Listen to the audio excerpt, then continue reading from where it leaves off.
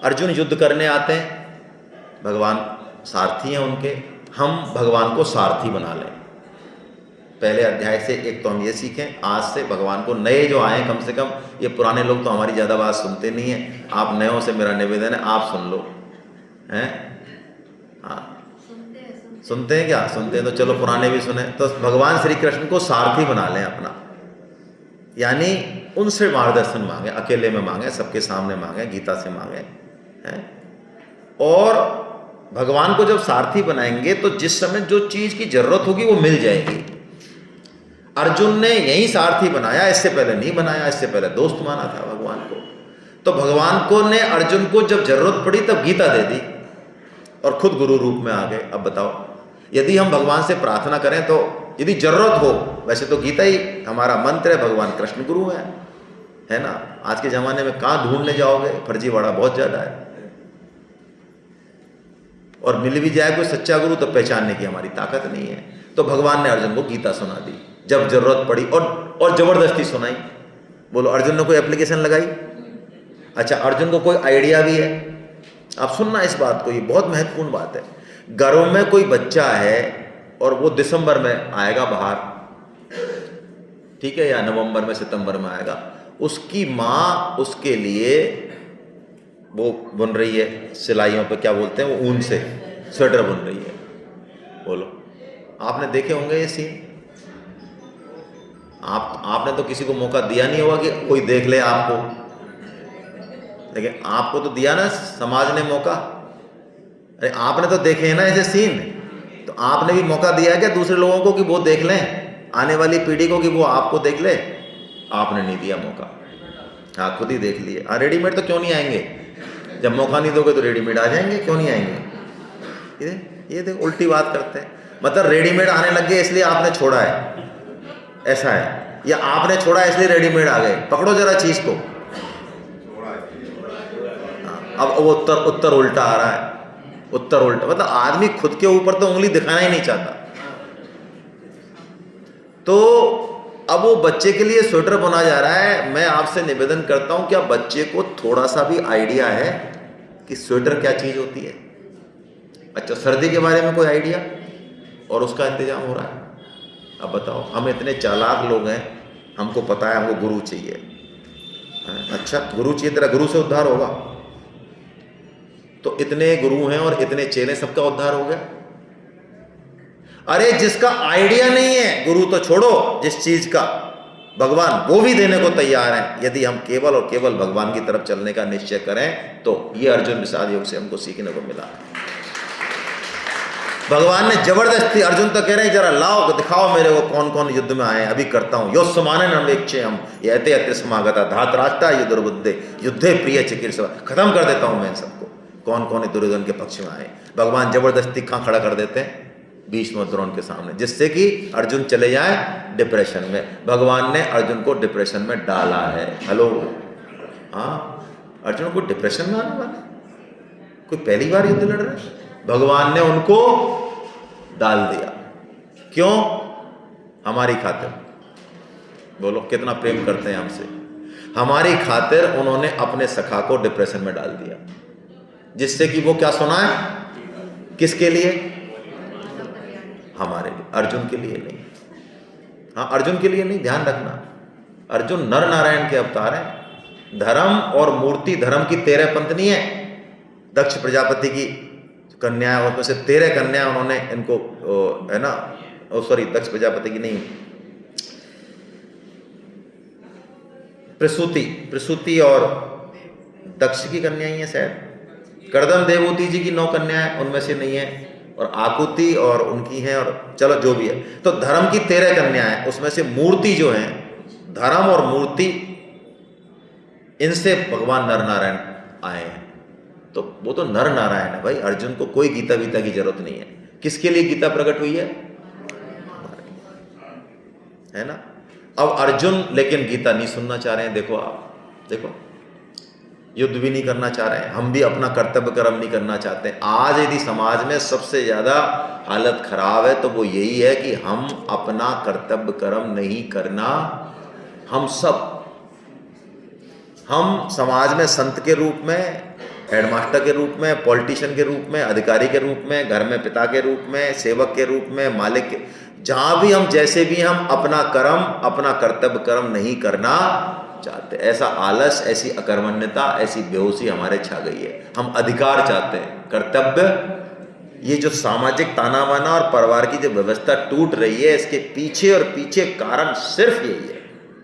रिश्तों में जो दरार है, इसके पीछे भी कारण यही है कि हम अपना जो कर्तव्य वो तो करना नहीं चाहते, दूसरे से जो चाहिए वो हम लेना। अर्जुन का भी यही है कि मैं युद्ध नहीं करूंगा। अर्जुन अपने आप को बड़ा त्यागी दिखाते हैं कि मेरे को युद्ध चाहिए ही नहीं, मेरे को राज्य चाहिए ही नहीं। ऐसा अपने आप को ऐसा त्यागी समझते हैं जैसे कि युद्ध कोई राज्य के लिए हो रहा। अरे युद्ध हो रहा है धर्म और अधर्म की संस्थापना के लिए।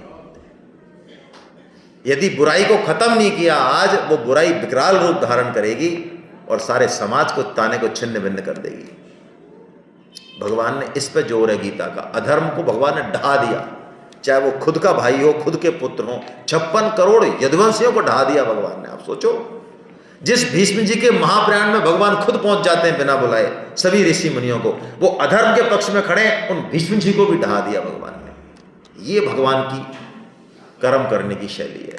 राग और द्वेष से बिल्कुल अलग है भगवान। देखो आप किस तरह से कर्म करते हैं। हम अपने पुत्र के सामने बिलबिला जाते हैं, है ना, उसको उचित दंड नहीं दे पाते, उसका उचित नहीं, हम तो मर जाते हैं, कहते ही तू तो मेरा ही है, मेरा ही है।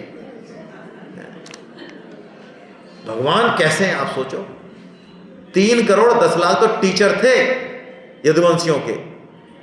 3 करोड़ 10 लाख तो ट्यूटर थे, ट्यूटर। इतना बड़ा यदुवंश था। 56 करोड़ यदुवंशी है। भगवान ने सबको खत्म कर।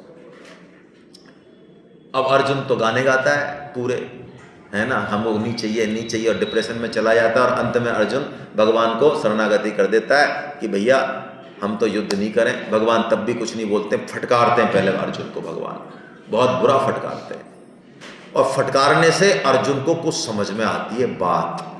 हाँ, आजकल ये हथियार हमने बंद कर दिया।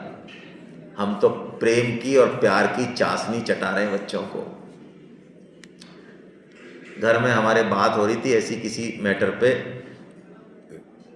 तो बच्चे को जिद कर रहे थे, तो हमारे बड़े भाई साहब आए थे। उन्होंने कहा कि बेटा ये जिद तो हम भी करना चाह रहे थे, लेकिन हमारे पिताजी के सामने बोलने की हिम्मत नहीं हुई यार हमारी।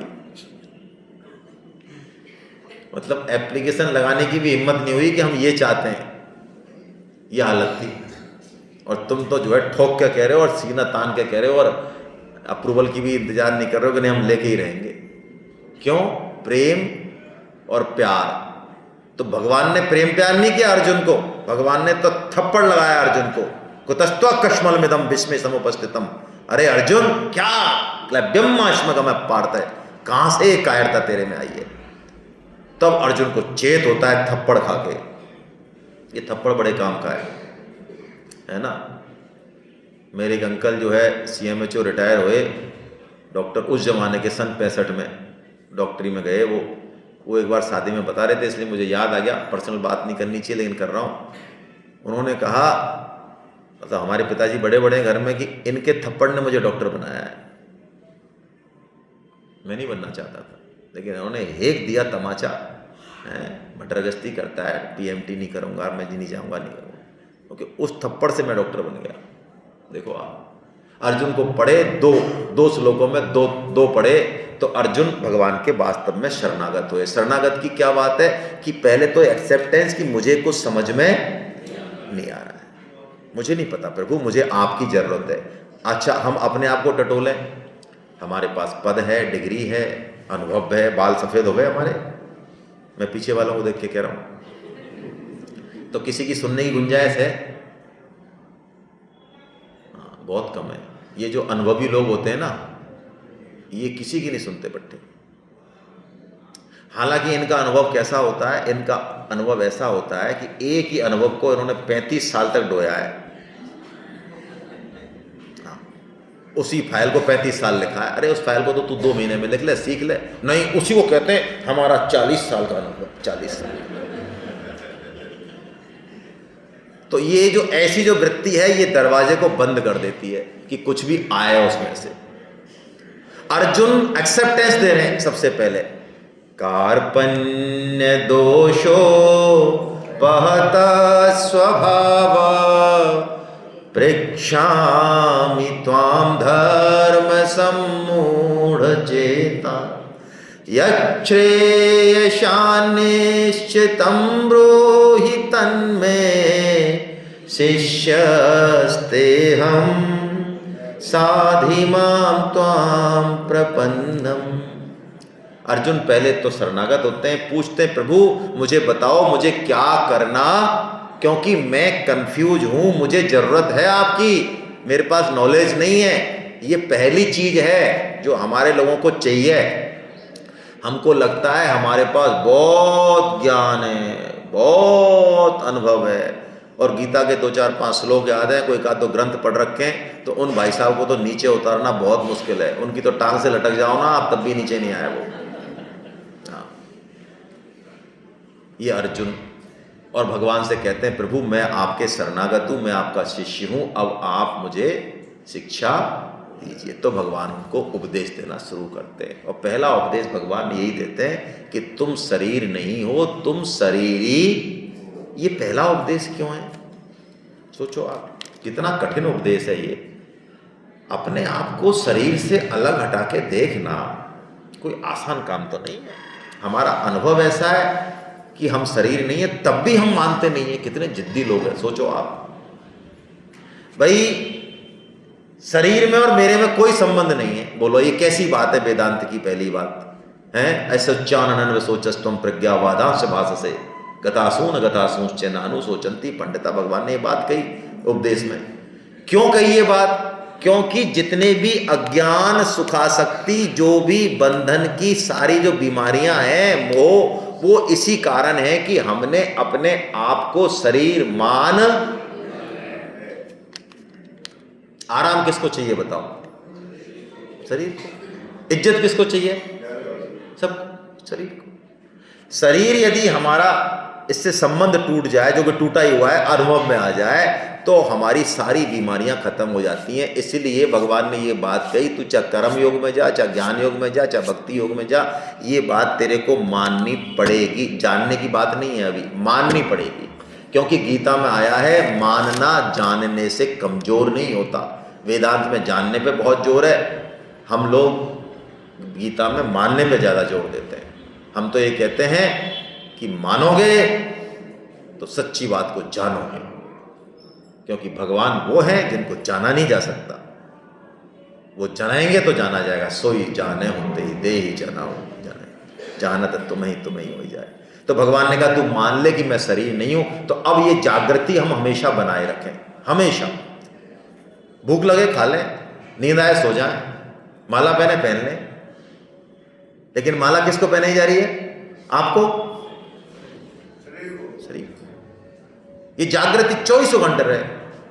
मैं आपको हर बार उदाहरण देता हूँ, इस बहाने तायल साहब को मैं याद करता हूँ। हम जब भागवत का कोर्स कर रहे थे 5 साल का, तो परम श्रद्धेय तायल साहब जो भागवत हमें पढ़ाते थे, तो बीच में वो, क्योंकि 2 घंटे की क्लास होती थी, तो बीच में वो कहते, अरे संतोष जी या कोई भी होता, अरे ऐसा करना, इस शरीर को जरा पानी पिलाना, प्यास लग रही है।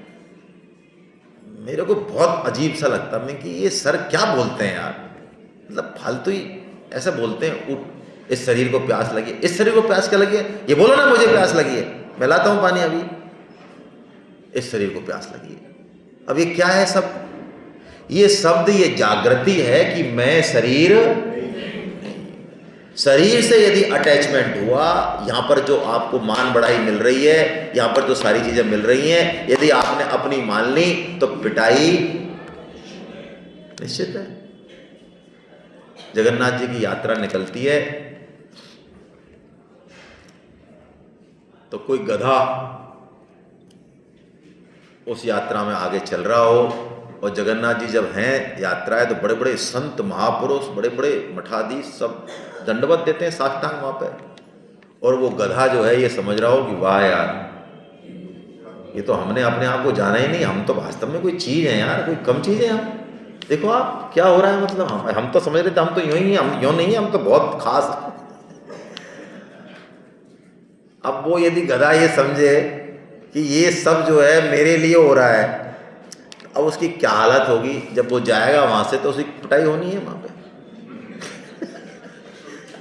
तो हम इस संसार में प्रारब्ध बस, कृपा बस, सत्संग बस, हमको कुछ यहाँ मार बढ़ाई, कुछ हम में स्किल आ जाती है इस शरीर में, तो हम क्या समझते हैं ये सब हमारा नहीं है भाई।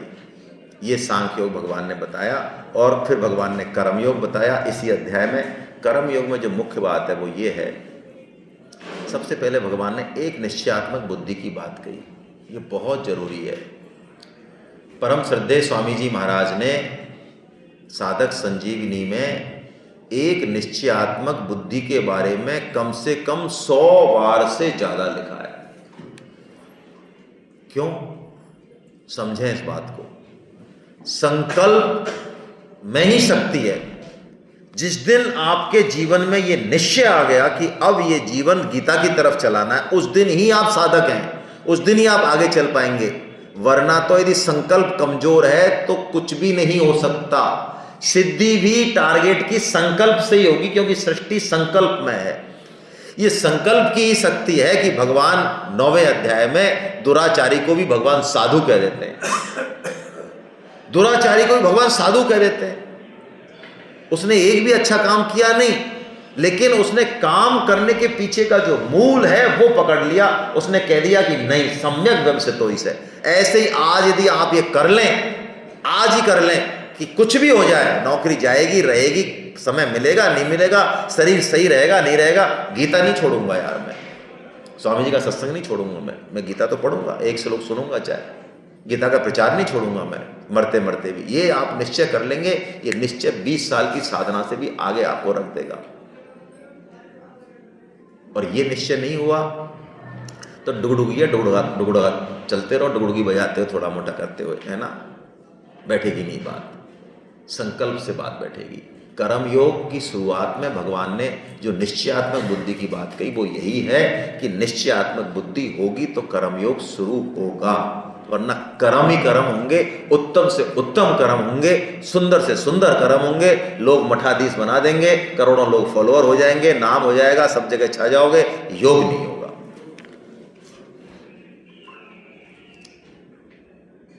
अब कर्म योग में भगवान ने जो बात कही, जो व्यवधान होता है वो व्यवधान होता है हमारे विषय चिंतन से, सुख भोग की कामना से, सुखासक्ति से। ये हमारा पतन करता है। ये हमारी इंद्रियां जो जाती हैं ना भोगों में,